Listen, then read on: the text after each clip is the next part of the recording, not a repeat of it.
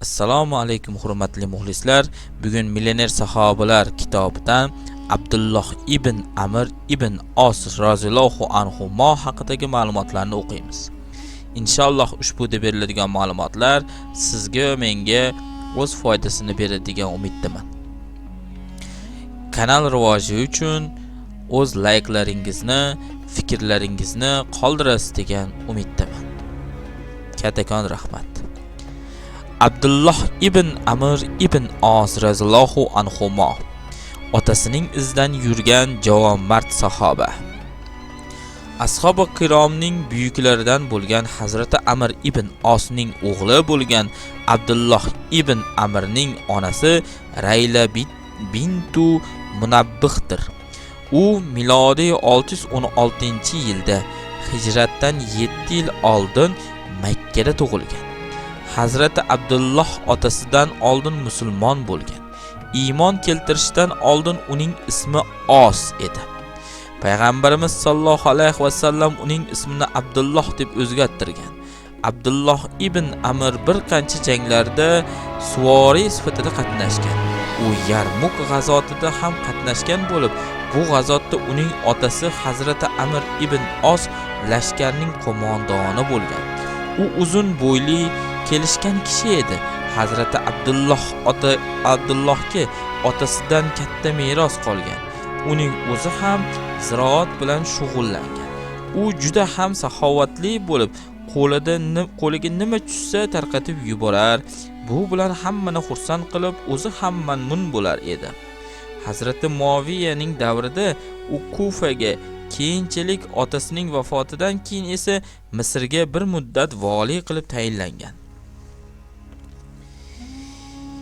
Mening og'zimdan haqdan boshqa biror narsa chiqmagan. Hazrati Abdulloh ibn Amr har doim payg'ambarimiz sollallohu alayhi va sallamning yonlarida bo'lib, u zotning o'zlaridan ilm eshitib o'rgangan. U payg'ambarimiz sollallohu alayhi va sallamdan eshitgan narsalarni unutmaslik uchun ularni yozib borishga izn so'ragan va u zot sollallohu alayhi va sallamning ruxsatlari bilan ko'pgina hadis shariflarni yozgan. U kishi 700 dan oshiq hadislarni rivoyat qilgan.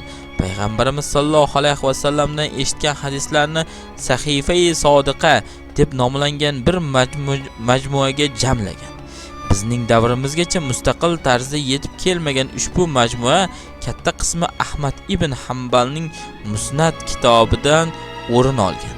Hazrati Abdulloh ibn Amrning payg'ambarimiz sollallohu alayhi va sallamdan eshitgan hamma narsalarini yozib borayotganini ko'rgan ashabul kiromning ba'zi ulug'lari unga: "Sen payg'ambarimiz sollallohu alayhi va sallamdan har bir narsani yozib boryapsan, holbuki u zot ba'zan achchiqlanib, ba'zan esa qattiq sevinib gapirishlari mumkin" deya e'tiroz bildirdilar. Shunda u bu ishida ikkilanib qolib, ushbu masala haqida payg'ambarimiz sollallohu alayhi va sallamdan so'radi. Payg'ambarimiz sollallohu alayhi va sallam esa unga shunday dedi: "Sen yozishda davom et. Chunki Alloh taologa qasamki, mening og'zimdan haqdan boshqa narsa chiqmagan." Siffin jangida qatnashishni istamagani.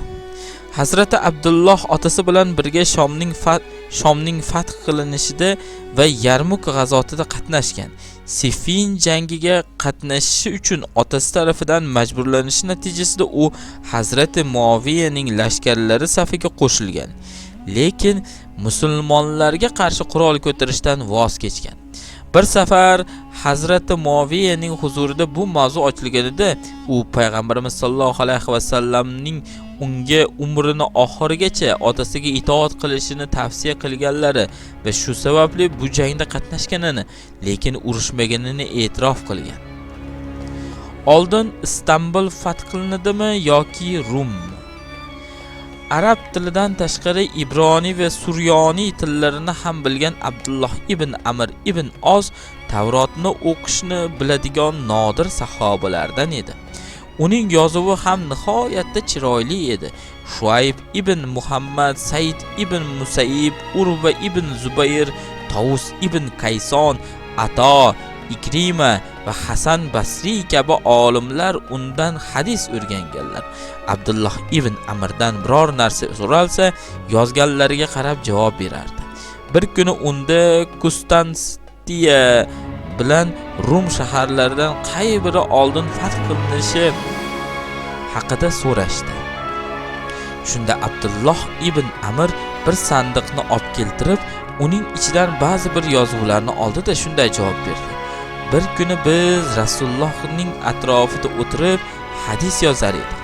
Shu payt payg'ambarimiz sollallohu alayhi vasallamga shunday savol berishdi: Konstantiya bilan Rum shaharlaridan qay biri oldin fath qilinadi? Payg'ambarimiz sollallohu alayhi vasallam shunday javob berdilar: eng oldin Hiraklning shahri bo'lgan Konstantiya, Istanbul fath qilinadi. Payg'ambarimiz uni mo'tadillikka chaqirganlari. Hazrati Abdulloh ibn Amir ko'p ibodat qilardi. U butun hayotini ibodat bilan o'tkazishga qaror qilgandi. Yangi uylangan paytida ham bir necha kun ayolini yoniga kirmadi. Otasi Hazrati Amir ibn Os uning oilaviy hayotdagi nasibasini olishini istab, bu holatda payg'ambarimiz sollallohu alayhi vasallamga arz qildi. U ibodatga shunchalik berilgan ediki, hayotning oxirigacha hatto har kuni roza tutish va har kecha uxlamay namoz o'qishni nazr qilgandi. Uning bu holi haqida payg'ambarimiz sollallohu alayhi vasallam xabar berilgach, u zot sollallohu alayhi vasallam unga shunday tavsiya berdilar: unday qilma. Roza ham tut, og'zi ochiq ham yur. Bedor ham bo'l, uxlagin ham. Chunki senda tanangning ham haqqi bor, ko'zingning ham haqqi bor, ayolingni ham haqqi bor, mehmoningni ham haqqi bor. Senga har oyda 3 kun roza tutish kifoya. Zero sen uchun har bir yaxshilik evaziga uning 10 barobari bordir. Mana shuning o'zi yil 12 oy to'la roza tutishdir. Shunda Abdulloh ibn Amir: ey Allohning rasuli, bundan ko'proq ham kuchim yetadi dedi. Payg'ambarimiz sollallohu alayhi vasallam: unda Allohning nabiysi Davud alayhisalomning ro'zasini tut va bundan ziyoda qilma dedilar. Abdulloh ibn Amir: ey Allohning nabiysi, Davud alayhisalomning ro'zalari qanday bo'lgan dedi. U zot: kunora dedilar. Hazrati Abdulloh Alloh taologa qasam ichib nazr qilganini uchun umrini oxirigacha shunday ibodat qilishga majbur bo'lgan. Lekin qariganida payg'ambarimiz sollallohu alayhi vasallam unga bergan tavsiyalarini amal qilmagani uchun afsuslanib, qani endi Nabiy sollallohu alayhi vasallamning ruxsatlarini qabul qilganimda degan. Ko'p yig'lagan. Agar yig'lay olmasangiz, o'zingizni yig'lagandek tuting. Hazrati Abdulloh Qur'oni Karimni to'liq yod olgan edi. Qur'onni ko'p tilovat qilar, haromdan qattiq saqlanar, hatto mubohlarning ko'pini ham tark etardi. U kechalari ibodat qilar, kunduzlari roza tutardi. Zuhd va taqvo xususida ilg'or bo'lgan. Abdulloh ibn Amir o'zini butunlay ibodatga bag'ishlagandi. Hatto ba'zan kechalari chiroqni o'chirib qo'yib, to tong otguncha Allohdan qo'rqib yig'lab chiqardi. U kishi: ko'p yig'lang. Agar yig'lay olmasangiz, o'zingizni yig'lagandek tuting. Agar haqiqatni bilganingizda edi, ovozingiz bo'g'ilib qolgunicha yig'lar, belingiz sinib ketgunicha ibodat qilardingiz degan edi. U o'zi aytgan bu so'zlarga qat'iy amal qilardi. Abdulloh ibn Amir moddiy jihatdan zarracha qiyinchilik ko'rmagan bo'lsa-da, hayotini doimiy mahzunlikda va ko'z yoshlari ichida o'tkazgan. Ko'p yig'laganidan ko'z yoshlari qurib qolgan. Hayotini oxiriga kelib, umuman ko'zi ko'rmay qolgan. O'g'lining bu holatidan qattiq qayg'urgan onasi Abdulloh uchun ko'z dori tayyorlab, uning ko'ziga surtib qo'yardi. U milodiy 684, hijriy 65-yili 72 yoshida Misrda vafot etgan va otasining nomidagi Amr ibn Os jome masjidining yoniga dafn qilingan. Boyligi va saxovati. Hazrati Abdullohning bir uyi, bitta ekinzori va 300 ta tuyadan iborat bo'lgan savdo karvoni bor edi. U otasidan vaqf qilib olgan bir qishloq, bitta bog', bir qancha Misr oltiniga ega edi. U o'zining tijorat karvonidagi 100 ta tuyani o'z ukalariga, qolgan 200 ta tuyani esa musofirlarga ehson qilinish uchun ajratib qo'ygan.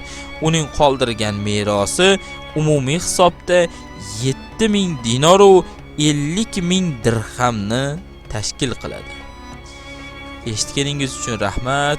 Inshaalloh ushbu berilgan ma'lumot sizga va menga foydali bo'ladigan umiddaman. Kattakon rahmat.